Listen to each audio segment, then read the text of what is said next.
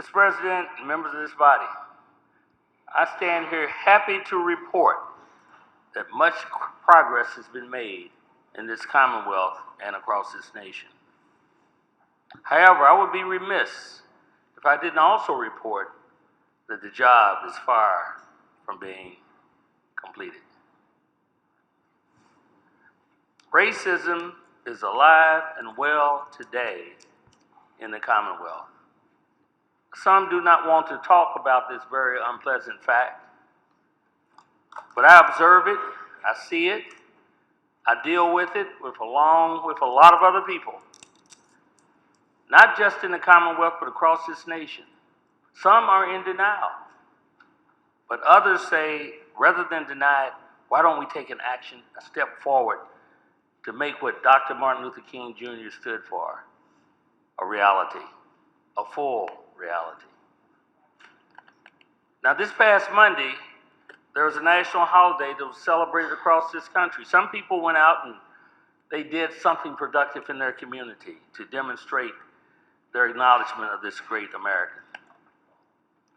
Some sat at home and reminisced and reflected upon the works and the advancements we've made, and albeit the advancements that we should be making, notwithstanding.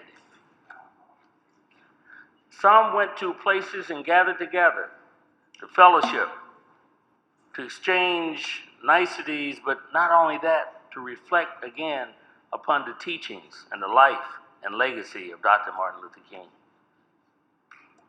Well, this past Monday, I had a real nice experience, I have to say. I went to about 5 events. I participated in at least 4 of them.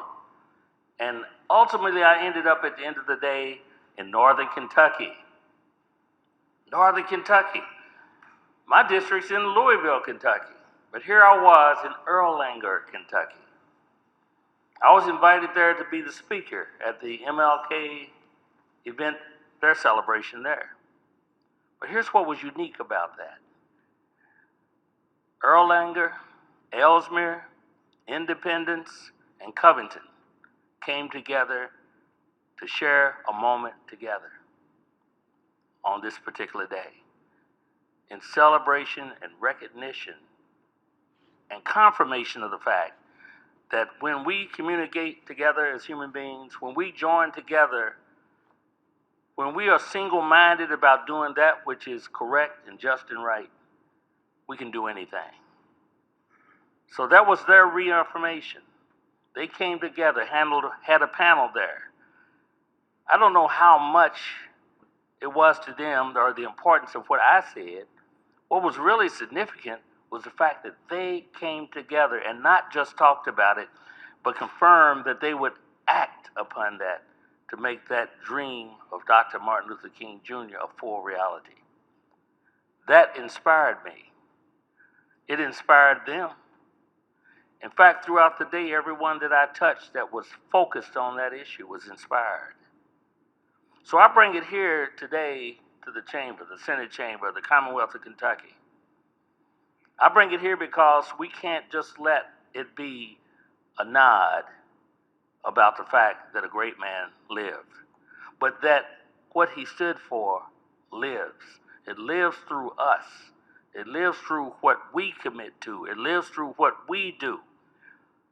It lives through recognizing that everyone in this Commonwealth deserves and must have the full measure of equality and justice and fairness.